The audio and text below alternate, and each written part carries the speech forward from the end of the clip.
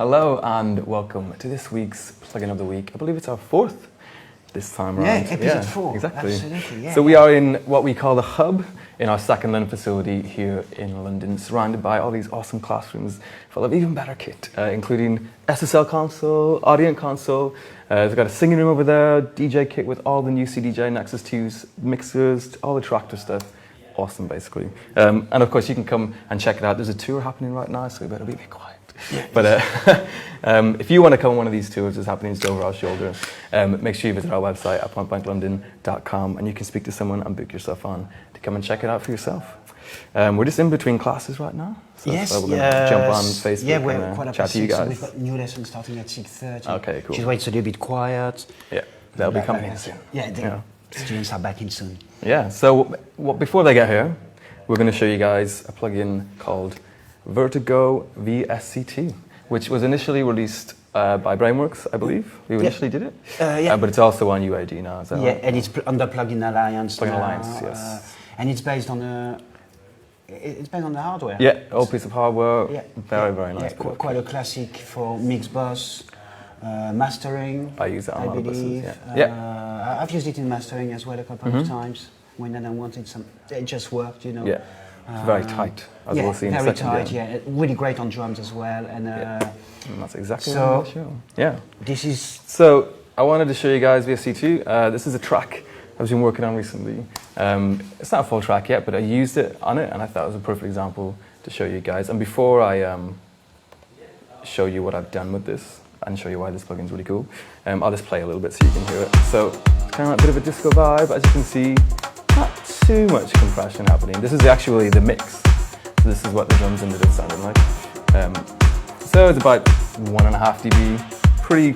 Pretty timid for me. I usually go a bit harder, but that's just keeping it a bit more natural. Cool. So that's the kind of vibe I was going for. A bit tighter. Let me just turn it off and you can hear it. So you can really hear in the kick on that one. If you listen to the kick, it's a bit flammy. Put it on. Much tighter, much nicer. So, what I want to show you guys is, let's just play around with it so you can hear what it sounds like. So, when you really tighten it up, I mean the attack's very long on this one, so that means you're getting a lot of snap, and that's where it really comes into its own. Obviously, this is a very extreme example. So, that's the Vertigo VSC-2, very simple, all your standard controls for a compressor. Got your threshold control, and everything's stereo linked here, so that's why they're moving at the same time. We've got the ratio, attack, release, and makeup gain, and we've got a bypass switch as well. So, what I wanted to show you guys is a cool little feature. It's not unique to Vertigo, but it's really good for if you're making more pounding drums that you want to snap a little bit. What you'll probably know about if you're into making electronic music is that once you set up your compressor, the kick is always the first thing to trigger it. It's always the first thing to cross the threshold, more than likely. Especially in the old 3630s, it was actually what they wanted to happen. They wanted the kick to go in and it created this sidechain effect. Yeah, absolutely. Might not be what you want. That's where the sidechain filter, which is over here, comes into its own. So what I'm going to do is just turn that off, and I'm going to solo the kick. So we got a kick, right? So reducing by about 3 dB on this, but let's take it all the way back and bring the attack even further down so it gets even more compressed. So we're looking at about just over 4 dB compression, so quite extreme for one sound. So what the sidechain filter does is essentially it allows certain frequencies to pass through uncompressed while compressing every frequency above the sidechain filter setting. In this case, it's set to either 60 Hz or 90 Hz, and why you would want to do that is a lot of the time when that sub information gets compressed, it ends up bringing the compressor, sucking the compressor right down, and everything else comes down with it.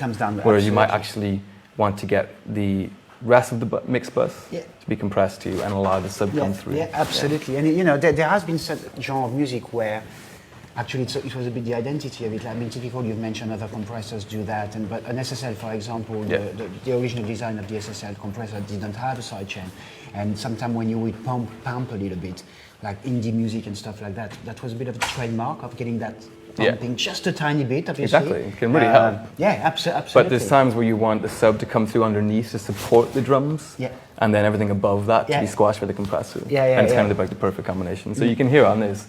So what I'll do is I'll just immediately, you can hear. I mean, this kick is actually not that subby. but I'll show you with a more subbier kick in a second. So here we have it switched off, put it to 60, so now everything below 60 is being let through the compressor, and you can see it's only about a dB, but sometimes a dB is enough for sub to really support a sound. And again, it's gone back on, and if you put it to 90, yeah, you can see the compression's reduced all the way to just above 4, so it's only 2 dB then. So what's happening is everything below 90 hertz is being uncompressed, everything above 90 hertz is being compressed, and you're probably wondering, why don't you just create a sub-channel and a non-sub channel? But in this case, it's much more natural because the harmonics of that sub are being compressed and they're being controlled. So it creates much more of a unified sound rather than doing it on two separate compressors. Which is often what you want when you put a compressor on the bus anyway, on the master bus in the mix, is to get that glue. Totally, exactly. Absolutely. And this compressor specifically is really nice at generating second and third harmonics. Even if everything is completely uncompressed, just turning up the makeup gain can bring in really nice harmonics and give it kind of crispness. I'll just show you very quickly with a very subby kick so we can hear it very drastic. And this is a kick that I use to support. I don't know if you can hear that, guys, out in Facebook land, because I'll just turn it right up. There we go. It's around, it's peaking in just about 45 hertz, so very low. And as you can see again, let's make sure the sidechain's off. So very extreme compression happening, and this is exactly what we're talking about. Even though you can barely hear it, the compressor's going crazy. It's going crazy, and that's where the filter comes in. Absolutely, because obviously we're having the kick on its own. But if you want solo now, you see how it's just everything is being sucked up, everything on the kick. Yeah, and obviously in the mix it would never be this live. We're just showing you guys what the sub does to a compressor and how hard it can hit it.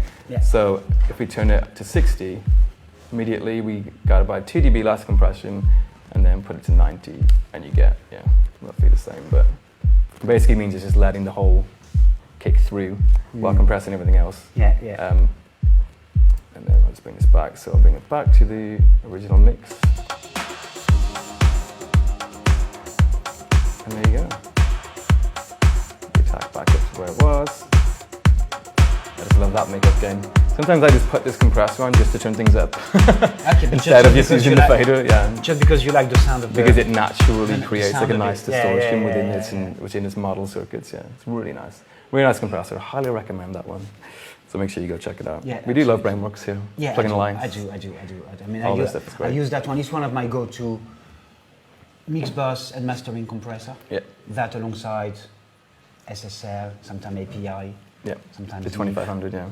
So those are my go-to, and as you know, I'm a big fan like you with, I believe, the BX Digital.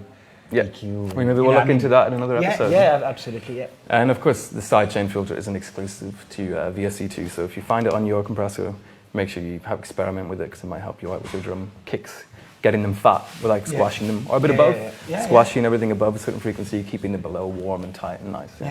And that's what they're there for. So there you go. Brilliant. That's Vertigo VSC-2. Brilliant compressor. Really cool. Actually, don't know how much it costs, but it's probably as a plug-in, I can't remember. I mean, I know the hardware was a really quite expensive piece of hardware in the kind of around 3 and 4K probably. You know, that kind of really high-end compressor. It's really nice. So there you go. Brilliant. So make sure you check it out. Shout out to Dirk at Plugin Alliance as well. And we'll see you guys soon for another plugin of the week. If you got any suggestions for what you want us to cover, just stick them in the comments below, and we'll have a read later. Cheers. Cheers.